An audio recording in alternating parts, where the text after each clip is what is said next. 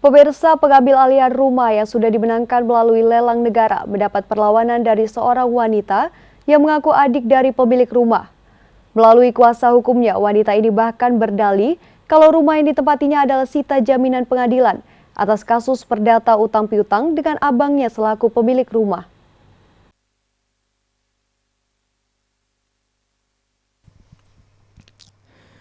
Hendak mengambil alih rumah yang sudah dibeli melalui lelang negara, Darman yang juga warga Cemara Asri justru mendapat perlawanan dari seorang wanita yang mengaku sebagai adik pemilik rumah.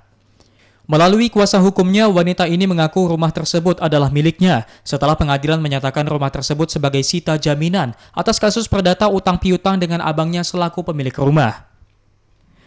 Namun menurut Darman, rumah tersebut telah resmi menjadi milik istrinya setelah membelinya melalui lelang negara atau KPKNL. Pemilik sebelumnya mengagunkan sertifikat rumah ke bank sebagai agunan pinjaman uang, namun pinjaman tersebut tidak dapat dilunasi hingga bank menyita aset rumah. Darman juga mengaku heran setelah hendak mengambil alih rumah yang secara resmi dibelinya melalui lelang negara. Ada pihak lain yang mengaku adik pemilik rumah yang justru bertahan tidak mau menyerahkan rumah.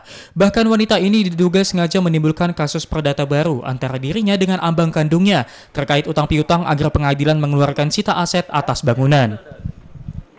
Ini kalau kita hubungan hukumnya antara klien saya dengan Pak Tamrin itu sebelum ada hutang di bank, mereka ini ada hubungan utang antara abang dengan adik.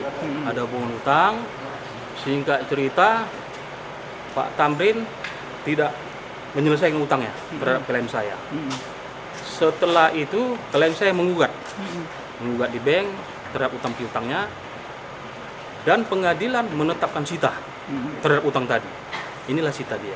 Dan itu bukti-bukti ada semua. Ya. Saya beli rumah ini melalui lelang negara dari KPKNL ya. Jadi di sini saya juga mempunyai ya sertifikat hak milik ya. Ya, ini di sini atas nama Novi. Novi ini adalah istri saya ya. Oke.